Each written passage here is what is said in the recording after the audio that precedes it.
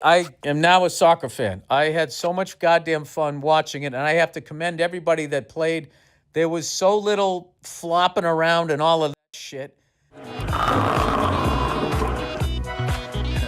was very enjoyable to watch, and I hope that type of play continues because I just found it to be like devoid of any sort of honor. Like, how could you do that? Like, just fake it like that. Argentina was doing a pretty good job towards the end when they needed a goal. And I did notice that if blue goes down, the flag came up.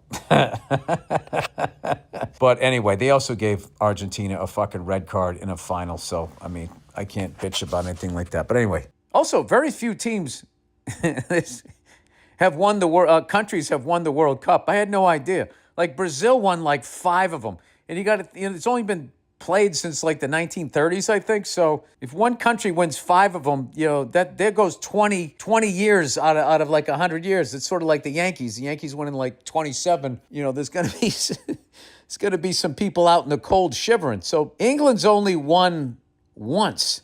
So I don't understand why they're acting like it needs to return home. It's like, you guys have only won one. I don't know why you're talking all this shit like there was this time when you guys were great and you were always winning it. You won it once. Unless I'm crazy. I don't know what. So, anyway.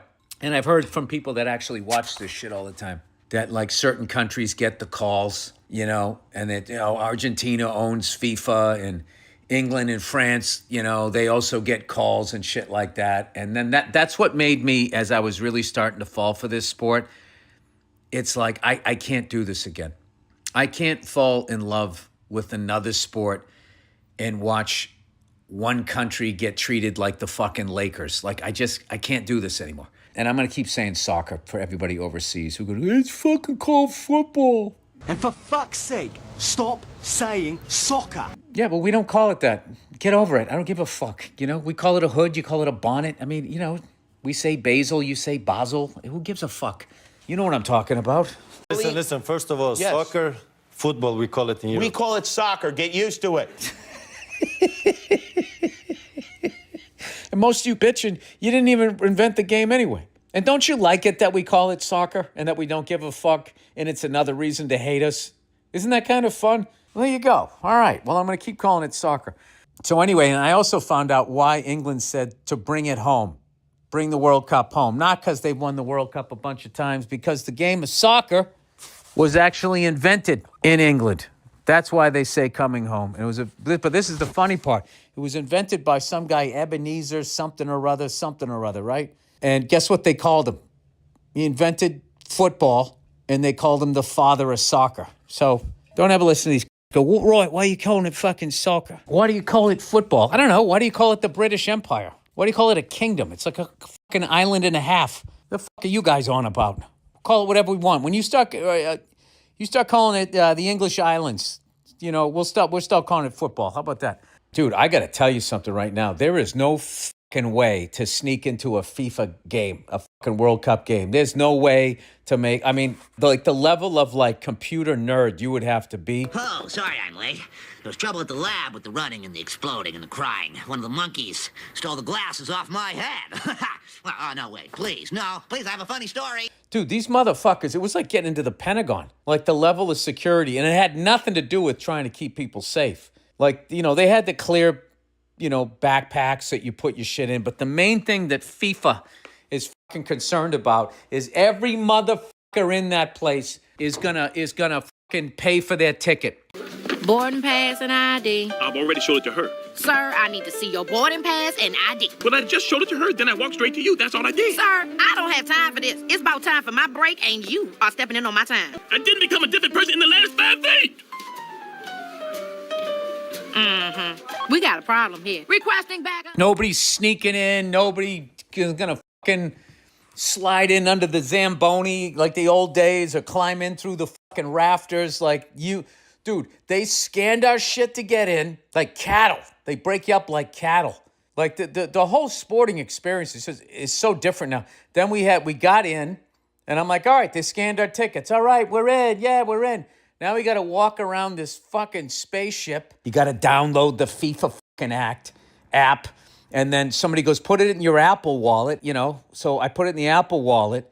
And now the Apple Wallet, new security, we got to scan your face. And I'm like, fuck you. Like, at what point? At what point? Like, have you gotten enough fucking info? Everybody's got to know, like, everybody, like, our retinas have all been scanned. Just make the fucking robots already.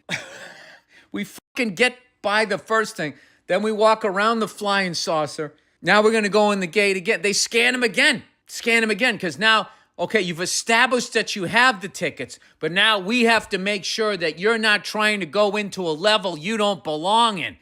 So they scan them again. Now they've scanned them twice. Then we get past that. And then they scan them again. Boarding pass and ID. A third fucking time. And then they all break us up with like bracelets and shit. Dude, I'm telling you, it's all like going to a sporting event and getting checked into like a concentration camp. It's the same shit where they're dividing people, separating people. Rather than a number on your fucking arm, you're getting a fucking bracelet. It's the same thing as like boarding Delta Airlines. It's classism, it's racism, it's all fucking, all the same game. Dude, back in the day, if you had you had a hard ticket, nobody scanned your face. You walked into a stadium, you entered any fucking place you wanted to enter. I am watching right now Brazil, almost, and Norway. Oh my God, what about that giant Viking in that fucking game? Jesus Christ. He was like amazing and scary at the same time. When he was staring at the crowd, I'm like, wow, this guy's like the fucking Braveheart guy. But then he kind of had like that Frankenstein brow like I do. And I'm like, did they put this guy in the oven long enough? Did he come out a little soon? So then the next day, I watched England playing Norway with that Holland dude, and I'm expecting, see if he can take over the game. Haaland, Haaland, selbst die Bayern haben Angst, bald geht ihnen das ganze Land. Haaland, hey, Haaland, Haaland. And then I'm also watching England, because England's sort of like the Knicks. Like, they haven't won since 66. I went to a cigar bar with a friend of mine, and we watched the constellation game, whatever you call it, France versus England, to see who was going to get third and fourth place. I have to tell you, if the World Cup final was like that game, I think you would have got America. That was the soccer game America has been waiting for. 10 goals. All right? This is America. Big gulp. Obesity. 10 fucking goals. We don't want that 1-0 shit. We want that fucking Mexican guy to lose his voice going, go! We want to kick it up a notch. Emerald Lagasse. I love the parallels between soccer and hockey. I find myself yelling the same shit, like, shoot it! Shoot the puck! Shoot the fucking thing! Jesus Christ, it's like, why are you trying to get everybody involved? There's no one around you. Shoot the fucking ball. They don't do it. Oh, you know what I forgot to talk about? Just the added comedy of the World Cup final was when Donald Trump, would not leave and wanted to be in the team photo. It wasn't his accomplishment. It had nothing to do with him. And he wouldn't leave. The FIFA guy grabbed his arm 3 times and he waited. He got in the middle of their celebration. His dumbass is in there. Dude, if they're not in your life, narcissists are the funniest fucking people ever to watch. Watching him stay until the cameras went and the cameras were waiting and then the Spanish team celebrated and then they had to take the picture and he's standing. It doesn't even make sense. Oh, it's endless. There is no situation that a narcissist can be in where it is not 100%. They are the sun. I mean, when the head of the league is going, hey, let's go. This isn't our accomplishment. This isn't our time. When the head of the fucking league is even saying that. And he's still hungry. And what I loved was he shook him off 2 or 3 times and he got what he wanted. He stayed. He was in the photo. And if you just think about the context of it, in the future, it's not going to it's just going to be bizarre. Why is that guy in this photo? It just doesn't make any sense. It was fantastic. It was fucking fantastic. We were watching the game and I go, he's not leaving.